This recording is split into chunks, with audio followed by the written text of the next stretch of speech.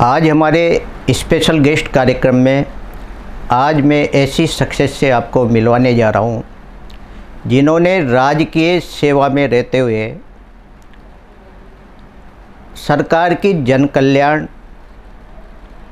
योजनाओं को गांव-गांव तक से संजोकर एक पुस्तक में एकत्र करने वाले और साथ ही इनकी जो रुचि इतिहास, कला, साहित्य और पर्यटन इन पर भी काफ़ी रही और इनके लेखन देश विदेश की जो पत्र पत्रिकाएँ हैं वहाँ तक इनकी रचनाएं छपी।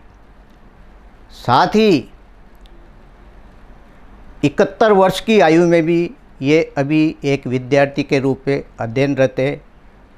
ऐसी शख्सियत आज हमारे साथ डॉक्टर प्रभात कुमार सिंघल, जिन्होंने जनसंपर्क अधिकारी रहते हुए कोटा से अपनी यात्रा शुरू की और संयुक्त निदेशक सूचना एवं जनसंपर्क अधिकारी से सेवानिवृत्त हुए।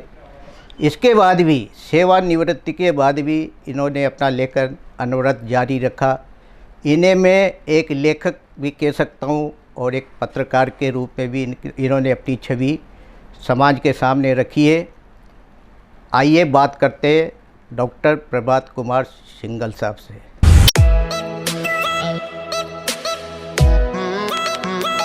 डॉक्टर प्रभात कुमार सिंघल साहब, आपका हमारे स्टूडियो में बहुत बहुत स्वागत है। बहुत बहुत धन्यवाद सर।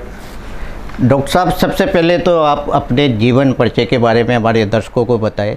आप कहाँ से हैं, शिक्षा दीक्षा और कब से आप इस राजकीय सेवा से जुड़े और उसके बाद लेखन के प्रति आपकी रुचि किस प्रकार है? दिनेश जी, हर व्यक्ति का एक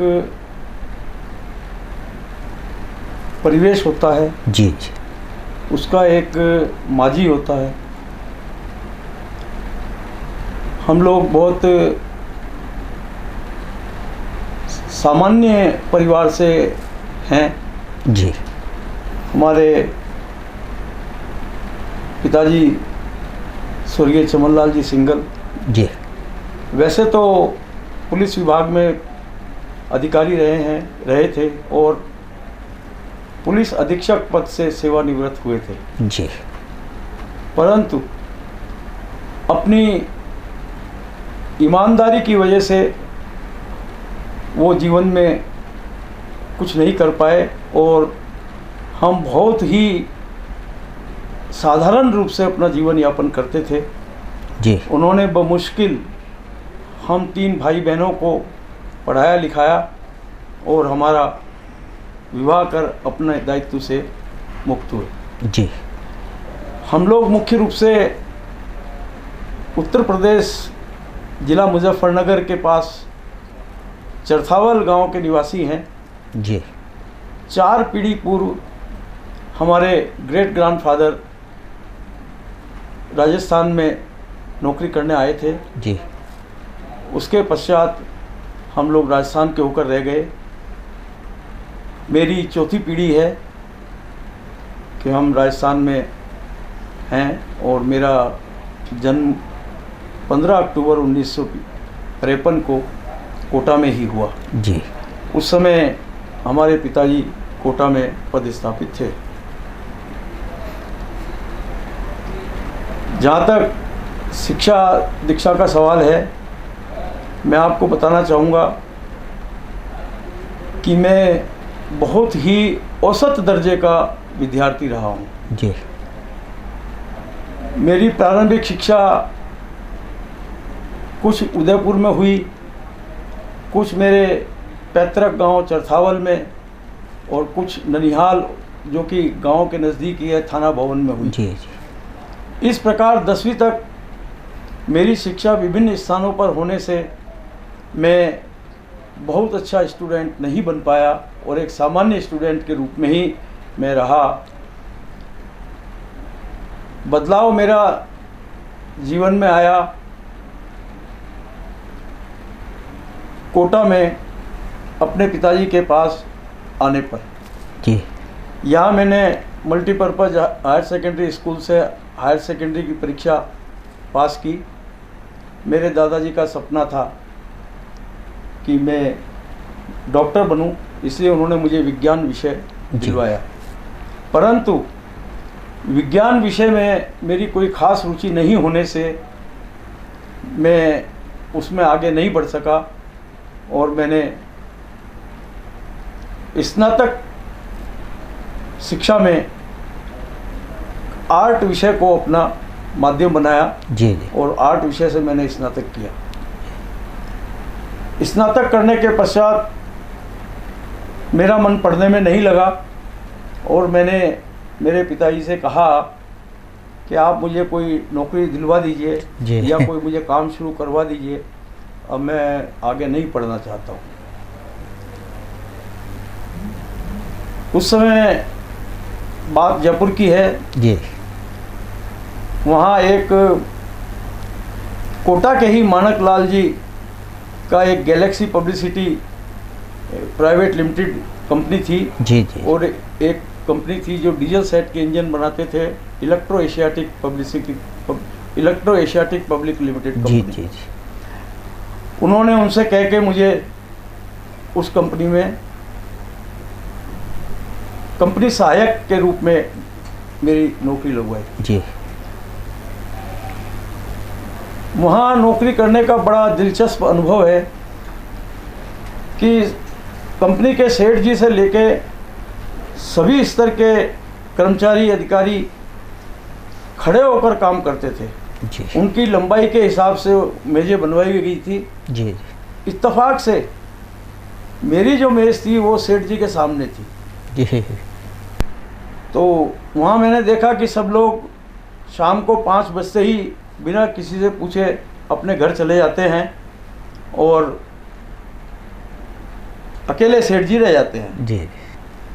जब मैंने 3-4 दिन तक ये नोट किया तो मैंने अपना मन बनाया कि अपने को पूरी मेहनत और ईमानदारी से काम करना है, तो जब तक सेठ जी कंपनी में रहेंगे जी। मैं भी कंपनी में रहूँगा।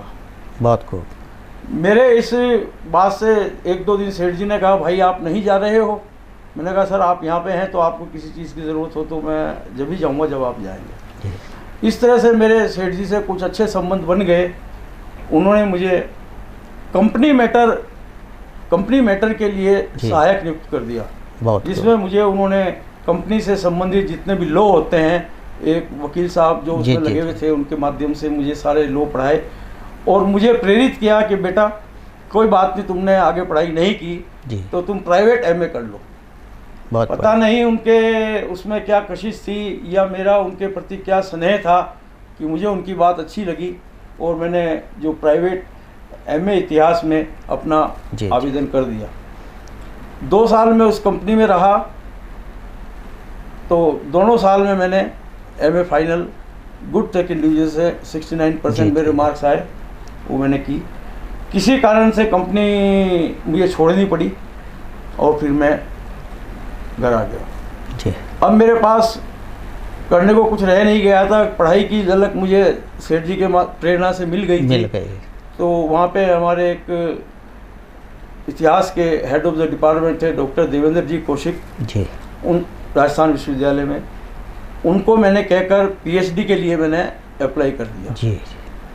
और मैंने पीएचडी करना प्रारंभ कर दिया। अब मेरे 2 काम रह गए थे, पीएचडी के लिए अध्ययन करना और दूसरा पिताजी की मेरी आर्थिक स्थिति बहुत अच्छी नहीं होने से मैं अपना खर्चा स्वयं अपने ट्यूशन से निकाला करता था। बहुत खूब। करीब 20-25 किलोमीटर साइकिल चलाकर मैं उन दिनों में 5-6 ट्यूशन किया करता था जी।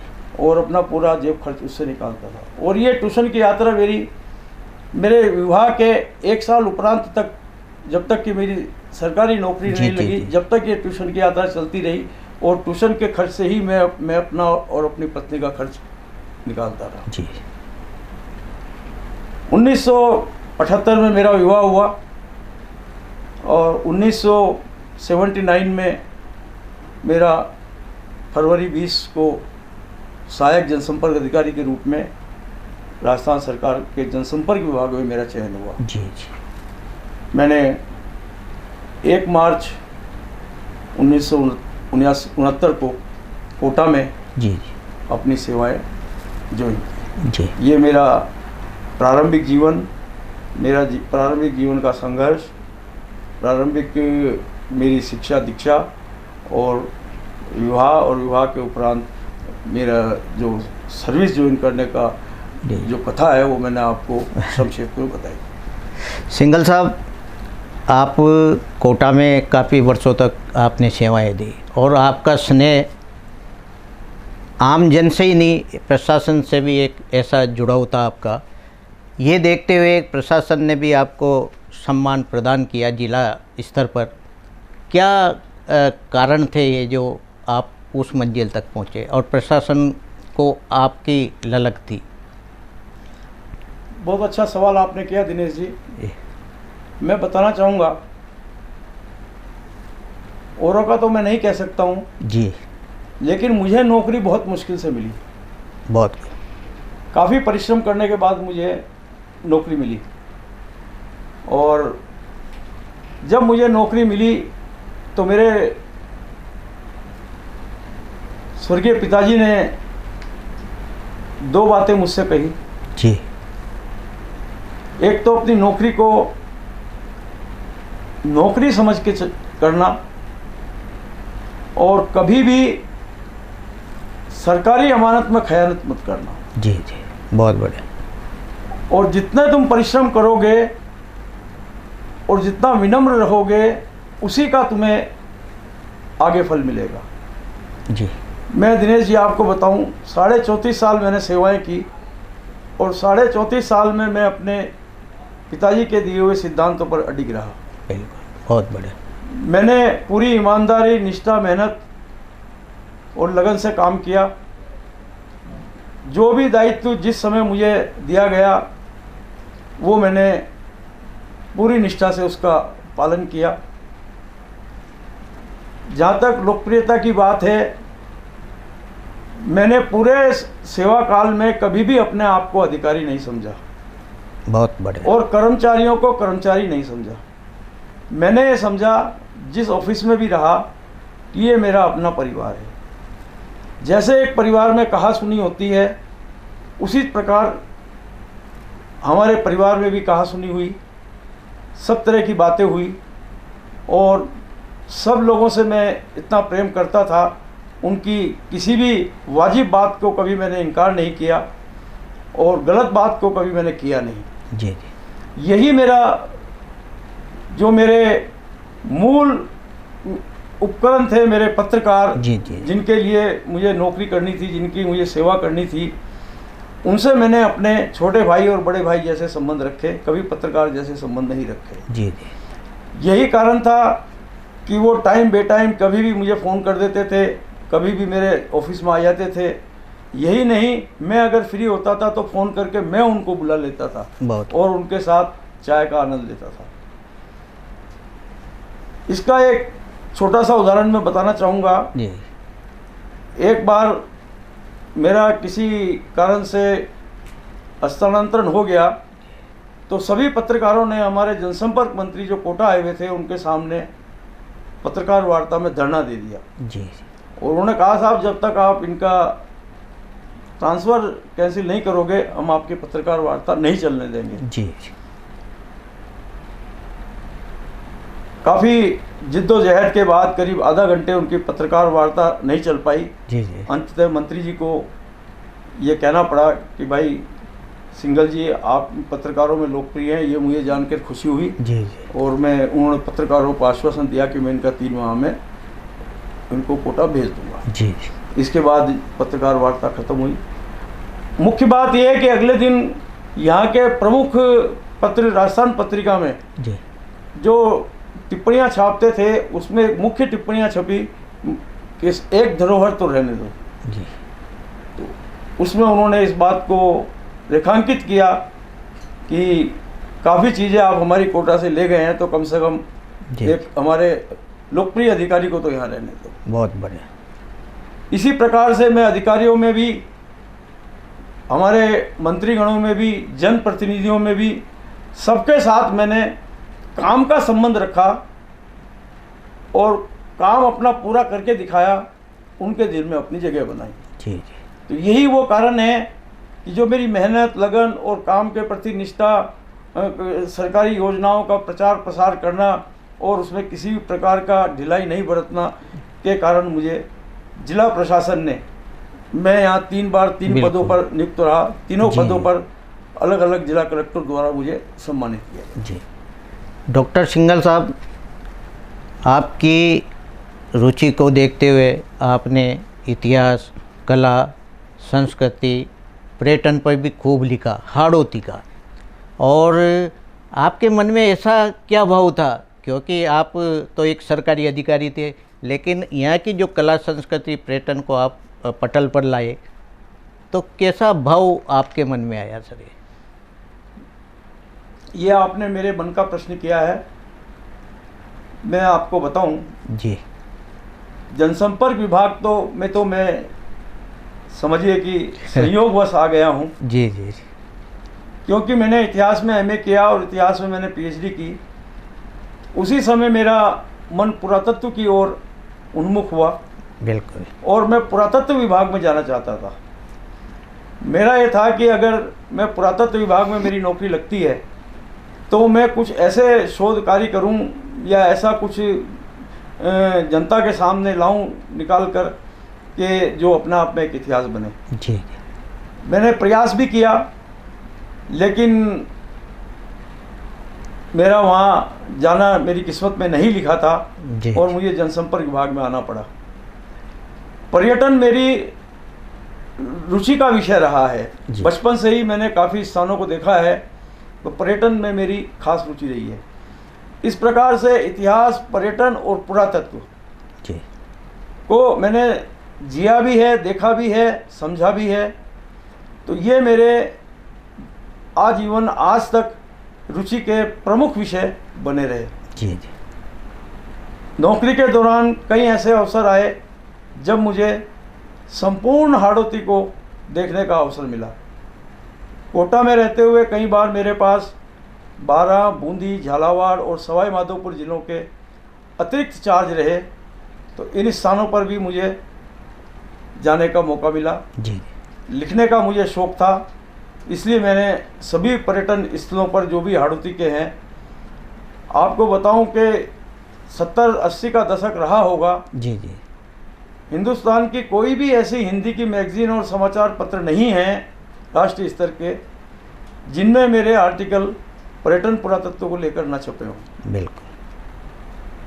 अनेक आर्टिकल तो ऐसे थे जो प्रथम बार किसी राष्ट्रीय स्तर की पत्र पत्रिका में छपे थे, और उस समय के यहाँ के जो प्रमुख लेखक राम कुमार जी, प्रेम हुआ करते थे, वो भी इस बात की तारीफ करते थे कि सिंघल साहब, आपने हाड़ौती को राष्ट्रीय स्तर पर ला दिया जी। अभी 70-80 की दशक की बात है, तो लेखन मेरा बराबर बदस्तूर जारी है। कला संस्कृति में भी मेरी रुचि हुई, क्योंकि मेरे पास नौकरी का विभाग ही ऐसा था कि मुझको सब विभागों में आना जाना पड़ता था, सबका मुझे काम करना पड़ता था। तो मैंने इस दिशा में खूब काम किया है। हाड़ौती उत्सव यहाँ हुआ, लोक कलाकार यहाँ आए, तो उसमें भी मैंने बहुत अच्छी भूमिका निभाई। जब यहाँ जिला कलेक्टरों ने नशा मुक्ति के अभियान चलाए, उसमें मेरी महत्वपूर्ण भूमिका रही। एक कलेक्टर साहब ने जो बच्चे यहाँ के कोचिंग के सुसाइड करते हैं, उसके लिए एक होप सोसाइटी 24 घंटे के संचालित एक केंद्र स्थापित किया, तो उसकी स्थापना में मैं नींव का पत्थर बनकर मैंने काम किया। बहुत खूब। तो इस प्रकार से जहाँ तक कला, संस्कृति, पुरातत्व का सवाल है, न केवल हाड़ौती बल्कि मैंने राजस्थान, संपूर्ण राजस्थान का मैंने अवलोकन किया, दर्शन किया और अध्ययन किया। मैं एक बात बताऊं, मैं केवल पर्यटन घूमने के लिए नहीं जाता हूँ। पर्यटन जाने का मेरा एक मुख्य उद्देश्य रहता है वहाँ की कला संस्कृति के बारे में अध्ययन करना जी। इस दृष्टि से मैंने अभी तक जम्मू कश्मीर, पंजाब, हरियाणा, उत्तर प्रदेश, उत्तराखंड, राजस्थान जी, गुजरात, मध्य प्रदेश, जम्मू कश्मीर, तमिलनाडु, केरल जी, बेंगलुरु सहित कई और राज्यों का मैंने पर्यटन और कला संस्कृति के अध्ययन के लिए अपने निजी खर्च पर मैंने जो है वहाँ पर गया मैं और उनका अध्ययन किया। जी। और साथ ही एक मेरी यात्रा थी कि मैं विदेश जाऊं, लेकिन मैं इतना समर्थ नहीं हूं कि विदेश जा सकता। जी। तो मैंने एक छोटी सी नेपाल की यात्रा भी हवाई जहाज से की। बहुत बढ़िया। डॉक्टर सिंघल साहब, आपने अपनी पुस्तकें भी प्रकाशित करवाई, संस्मरण भी लिखे। कौन सी पुस्तक ऐसी है, दर्शकों को बताएं आप। मैं एक पुस्तक विशेष रूप से बताना चाहूँगा, जी, जी। क्योंकि वो मेरी पूरी ज़िंदगी का सार है। बहुत बढ़िया। ये है नई बात निकल कर आती है। इसमें मैंने करीब 38 संस्मरण अपने जीवन के लिखे हैं। जी जी। और उन संस्मरणों के साथ साथ मेरे 3-4 यात्रा वृत्तांत भी हैं। जी। और मुख्य बात यह है कि मैंने जिनके साथ अपना जीवन जिया और जिन लोगों के साथ मेरा काम में या किसी भी प्रकार से संपर्क सहयोग रहा, उनका सबका मैंने आदर के साथ इसमें उल्लेख किया है। मुख्य बात यह भी है कि जहां मैंने उनके बारे में उल्लेख किया है, वहीं इसमें एक परिशिष्ट के रूप में करीब 18-20 लोगों ने, जिसमें IAS अधिकारी भी हैं, जी, जिसमें साहित्यकार भी हैं, इतिहासकार भी हैं और पत्रकार भी हैं, मेरे सहयोगी भी हैं, वो मेरे बारे में क्या सोचते हैं, उनके विचार भी इस किताब में आपको पढ़ने को मिलेंगे। और ये किताब एक तरह से मेरे संपूर्ण जीवन का सार कही जा सकती है। बहुत खूब। जियो तो जियो, ऐसे ये क्या पुस्तक है, इसमें है क्या? मैं आपको इस पुस्तक के थोड़े से बैकग्राउंड में ले जाना चाहूँगा। जी जी। मैं बताना चाहता हूँ कि मैंने पूरे अपने सेवा काल में साहित्य के क्षेत्र में बहुत कम जुड़ पाया। जी।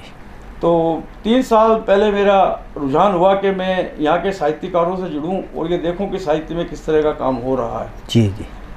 उसी दृष्टि को देखते हुए जब मैं साहित्यकारों से मिला, कुछ कार्यक्रमों में गया, तो मेरे मन में विचार आया क्यों ना हाड़ौती के साहित्यकारों के ऊपर कुछ लिखा जाए। जी। लेखक होने के नाते ये कोई बहुत बड़ी बात मेरे लिए नहीं थी। मैंने साहित्यकारों के विवरण एकत्रित करने प्रारंभ किए। जी। साथ ही मैंने कुछ ऐसी प्रतिभाओं को भी लिया जो साहित्य के इतर संस्कृति, संगीत, चित्रकला, इतिहास, भूगोल, शिक्षा, फोटोग्राफी, वन्य जीव संरक्षण जैसे विविध कार्यों में जिन्होंने काफ़ी काम किया है। इस प्रकार से जब मैंने इन प्रतिभाओं का संग्रह किया, जी, तो फिर एक किताब प्रकाशित करने की योजना बनाई। बिल्कुल। और उसका नाम दिया जियो तो ऐसे जियो। जी। क्योंकि हर व्यक्तित्व अपने आप में एक प्रेरणा का स्रोत है, इसी कारण से इसका नाम ये दिया गया। और इस पुस्तक में मैं आपको बताना चाहूँगा 99 हाड़ौती की प्रतिभाएं हैं, जी, जिसमें से 63 साहित्यकार हैं। बहुत बढ़िया। और यह मेरी कृति इतनी लोकप्रिय हुई कि इसके बाद मेरे ऊपर ये दबाव आया या ये कहें कि ये सुझाव आया, जी, कि आप हाड़ौती की महिला रचनाकारों के साहित्यिक अवदान पर एक किताब लिखें। जी। तो मैं आपको बताना चाहूँगा वो रचना, मेरी कृति जो है पूर्ण हो गई है और प्रकाशन प्रक्रिया में है। जी जी। उस कृति में हाड़ौती के 81 महिला साहित्यकारों के साहित्यिक अवदान के बारे में आपको जानने को मिलेगा। जी। सिंघल साहब, आप सरकारी अधिकारी रहे और सेवानिवृत्ति के बाद साहित्य की तरफ भी आपका रुझान हुआ, तो इसके पीछे क्या अवधारणा थी? कौन ऐसे लोग आपको मिले जो आपको साहित्यकारों के जीवनी कृतित्व के बारे में लिखने के एक आप प्रेरित हुए उसकी तरफ? जैसा मैंने आपको पहले बताया कि सेवा काल में मैं साहित्य से नहीं जुड़ पाया, साहित्य के कार्यक्रमों से, साहित्यकारों से। 3-4 साल पहले मेरे दिमाग में ये बात आई। इसका जो सबसे एक प्रमुख वजह बनी, जी, वो यह बनी कि यहाँ के जो एक साहित्यकार, हमारे जो वरिष्ठ साहित्यकार हैं जितेंद्र जी निर्मोही जी, उन्होंने मुझे एक कार्यक्रम का अध्यक्ष बनाया और उसके लिए मुझे निमंत्रण दिया मोबाइल पर। जी जी। मैंने उनसे कहा जी मैं तो साहित्यकार हूँ नहीं, एक छोटा सा लेखक हूँ, आप किसी अच्छे साहित्यकार को इसका वो बनाइए अध्यक्ष, मेरे से आप अध्यक्षता क्यों करा रहे हैं? जी। तो उन्होंने कहा जी हमें पता है आप क्या हैं, आपको तो अध्यक्ष बनना ही है, आप तो अपनी स्वीकृति दे दीजिए। तो मैंने, वो मेरे से उम्र में भी बड़े हैं, तो मैंने कहा भाई चलो इतने बड़ा आदमी कह रहे हैं, उनका मान नहीं रखें तो अच्छी बात नहीं है। जी जी। तो मैंने वो उनको अनुमति दे दी और फिर मैं उनके कार्यक्रम में गया। वहाँ करीब 1-1.5 घंटा वो साहित्यिक कार्यक्रम मैंने देखा। जी जी। और मेरे को बड़ा अच्छा लगा। बस आप ये कह सकते हैं कि मुझे किसी ने कहा नहीं, ये मेरी स्वतः ही प्रेरणा थी जी कि मेरे मन में वहाँ बैठे बैठे आया, जब मैंने साहित्यकार रचनाकारों की बातें सुनी तो कि भाई यहाँ के साहित्यकारों पे कुछ लिखा जाए। तो उसी क्षण के विचार आने पर मैंने अपने उद्बोधन में इस किताब को लिखने की घोषणा की और ये जियो तो जियो ऐसे करती उसी मेरे एक विचार का परिणाम है। जहाँ तक बात दूसरी कृति की है जो महिलाओं के ऊपर, महिला रचनाकारों के ऊपर आ रही है, उसके लिए भी मुझे जियो तो जियो ऐसे किताब के विमोचन कार्यक्रम के पश्चात निर्मोही जी ने एक आग्रह किया था छोटा सा कि साहब इस पे लिखें तो अच्छा रहेगा। मुझे उसमें कोई बुराई नज़र नहीं आई और मुझे लगा कि क्योंकि उस दिन महिला दिवस था जिस दिन हमारा ये विमोचन हुआ, मैंने कहा महिला दिवस पे अगर हम महिलाओं के लिए कुछ कर पाते हैं तो अच्छी बात है। तो मैंने उनके सुझाव को स्वीकार किया और उस समय मैंने इस महिला साहित्यिक अवदान पर किताब निकालने का निर्णय लेकर घोषणा की। सिंघल साहब, अब आपके मन में एक विचार और आया है कि राजस्थान भर के जो साहित्यकारों को भी आप एक पटल पे ला रहे हैं किताब के रूप में, ये कैसे विचार बना आपका? ये विचार इसलिए बना साहब कि साहित्य के क्षेत्र में उतरकर मैंने हाड़ौती के रचनाकारों को तो खूब अच्छी तरह से देखा, समझा, उनके ऊपर लिखा। तो मेरे दिमाग में एक विचार आया कि जब हाड़ौती में इतने रचनाकार हैं और इतना अच्छा लिख रहे हैं, इतना अच्छा सृजन कर रहे हैं और नए से नया सृजन कर रहे हैं, नई सोच भी है, नया दृष्टिकोण भी है, तो क्यों ना इस प्रकार का एक लेखन राजस्थान के साहित्यकारों के बारे में किया जाए। जी जी। हो सकता है कि राजस्थान के जो साहित्यकार हैं वो हाड़ौती के साहित्यकारों से इतर लेखन कर रहे हों, कुछ अच्छा लिख रहे हों। बिल्कुल। तो जब हम उसको लिखेंगे, आपस में साहित्यकारों की रचनाओं का समागम होगा और साहित्यकार एक दूसरे को पढ़ेंगे तो उससे एक दूसरे को पढ़ने से कुछ नई बातें निकल कर आएंगी, कुछ नई दिशाएं निकल कर आएंगी, लोगों में कुछ नई सोच पैदा होगी और साहित्य में कुछ नई चीज़ों का उदय होगा। इसी दृष्टिकोण और इसी विचारधारा को रखते हुए मैंने राजस्थान के साहित्यकारों पर लिखने का मानस बनाया। और आपको ये सुनकर खुशी होगी कि इस बात को करीब 20-22 दिन ही हुए हैं। जी जी। अब तक मेरे पास 10 जिलों के करीब 15 साहित्यकारों की प्रविष्टियाँ प्राप्त हो चुकी हैं। बहुत खूब। सिंघल साहब, ऐसा कहते हैं कि पढ़ाई की कोई सीमा नहीं होती, यानी कोई उम्र नहीं होती। आप 71 साल के हैं और आप अभी भी आप अध्ययन में रहते हैं। ऐसा मन में कैसे आपको महसूस हुआ कि अब भी पढ़ाई करनी चाहिए? बताना चाहूँगा कि लेखक जो होता है ना वो वैसे भी कभी रिटायर नहीं होता है। जी। लेखक का कोई रिटायरमेंट नहीं होता है। रिटायरमेंट मैंने नौकरी से लिया है क्योंकि उसमें एक सीमा होती है, एक नियम होता है, उसके बाद रिटायर होना ही पड़ता है। जी। आप देखिए करीब 11 साल मेरे को रिटायर हुए हो गए हैं और मैं आज तक निरंतर अपना लेखन और पुस्तकों का प्रकाशन करा रहा हूँ। आपको जानकर खुशी होगी, कला, संस्कृति, पर्यटन, इतिहास, पुरातत्व, पत्रकारिता और अन्य विविध विषयों पर अब तक मेरी 51 पुस्तकें प्रकाशित हो चुकी हैं। जी। मुझे इस बात को कहते हुए फक्र है कि मैं अपने लेखन से समाज को कुछ दे पाया। बहुत खूब। जहाँ तक आपने 71 वर्ष में पढ़ाई की बात की है, तो मैं कहना चाहूँगा कि जिस तरह लेखन से आदमी कभी रिटायर नहीं होता, इस तरह से सीखने की भी कोई उम्र नहीं होती है। आदमी अपने काम में भी हर दिन हर पल नया सीखता है। चूँकि मैं अभी कुछ दिनों से साहित्य से जुड़ गया, सौभाग्य से या संयोग से, तो मेरे दिमाग में आया क्यों ना मैं भी हिंदी में MA कर लूँ। बिल्कुल। इससे मुझे डिग्री लेकर कोई नौकरी प्राप्त नहीं करनी है या कोई मेरे करियर में बहुत बड़ा अंतर आने वाला नहीं है। केवल एक उद्देश्य दिमाग में रहा है कि अगर हम कुछ लक्ष्य लेके पढ़ेंगे तो कुछ इस बहाने अध्ययन हो जाएगा, हम हिंदी के बारे में कुछ सीख पाएंगे, हिंदी साहित्य के बारे में कुछ सीख पाएंगे, हिंदी साहित्य की विधाओं को समझ पाएंगे। केवल इतना सा ही लक्ष्य रखे मैंने अभी ये एमए हिंदी प्रीवियस में मैंने अपना एडमिशन लिया है, और आप लोगों की दुआएं रही तो सफलता भी प्राप्त होगी। जी सिंघल साहब, आपके जो कार्य हैं वास्तव में समाज के लिए बहुत प्रेरणादायी हैं। आपको सम्मान और पुरस्कारों की भी एक लंबी श्रृंखला है। कौन कौन से सम्मान और पुरस्कार आपको मिले डॉक्टर साहब, दर्शकों को बताएं। देखिए, सम्मान सबसे बड़ा तो मेरे जीवन का ये है और मेरी पूंजी है जी, कि मैं अपने सेवा कार्यों से जनप्रतिनिधियों का, मेरे अधिकारियों का, मेरे स्टाफ का, मेरे पत्रकारों का, सबका मैं दिल जीत सका जी। इससे बड़ा सम्मान कोई हो नहीं सकता। अब जहाँ तक कि ये पुरस्कार मिलते हैं और वो मिलते हैं, ये तो एक संयोग है, कहीं कुछ बैठ गया, भेज दिया, किसी ने कुछ समझ लिया जी, तो पुरस्कार मिल गया, तो उनकी कोई ज़्यादा चर्चा करने का कोई औचित्य नहीं है, वो मिलते रहते हैं, कोई खास इसमें ऐसी बड़ी बात नहीं है।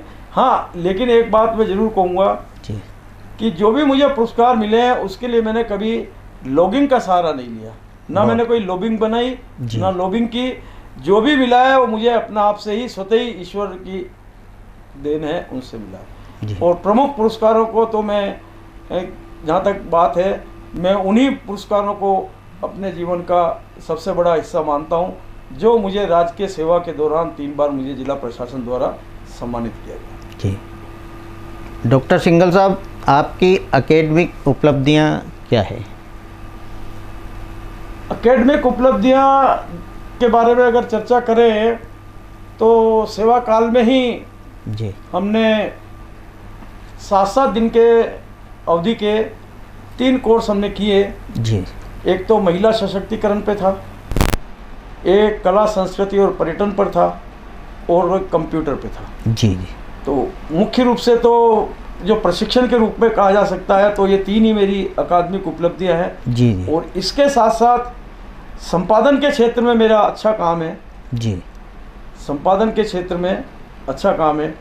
मैंने सेवा काल में जितने भी सरकारी हमारे विभागीय पत्रिकाएं निकली उनका सबका मैंने संपादन किया, जहाँ भी मैं रहा हूँ उनका संपादन किया है, और लगभग अब तक मैं 100 से अधिक पत्र पत्रिकाओं का लेखन और संपादन कर चुका हूँ। जी। सिंघल साहब, अब आप सेवानिवृत्त तो हो ही चुके हैं और विद्यार्थी के रूप में आप जनता के सामने खड़े हो। आगे आपकी क्या भूमिका रहेगी इस लेखन के प्रति? लेखन के प्रति मेरा एक सोच है जी, वो शुरू से है जी। वो ये है कि आप अपने लेखन के माध्यम से समाज में जागृति लाने का काम करें। जी। कोई भी विषय हो, हर विषय समाज में जागृति लाता है। बिल्कुल। अब ये लोगों के ऊपर निर्भर करता है कि वो साहित्य पढ़ते हैं या नहीं पढ़ते हैं, लेकिन एक लेखक के रूप में मैंने अपना ये दायित्व समझा जी, और आगे भी मैं अपने इसी दायित्व का निर्वहन अपने लेखन के माध्यम से करता रहूँगा। जी। ये थे हमारे साथ इस हफ्ते के special guest doctor Prabhat Kumar Singhal साहब। सिंघल साहब ने राजकीय सेवा में रहते हुए भी अपनी एक छाप छोड़ी। सेवानिवृत्ति के बाद भी ये अनवरत अपना लेखन कार्य करते रहें। साथ ही एक विद्यार्थी काल में भी अभी इनका समय चल रहा है और आने वाले समय में इनकी सोच है कि मैं अच्छा समाज के लिए लिखूं और उससे हर कोई प्रेरित हो। आज ये हमारे स्टूडियो में पधारे। आपका नाम? आपका भी बहुत बहुत धन्यवाद साहब, आपने जो है हमें बुलाकर सम्मान दिया और हमारा जो एक इस तरह साक्षात्कार लिया, तो इसके लिए मैं आपका आभारी हूँ। जी।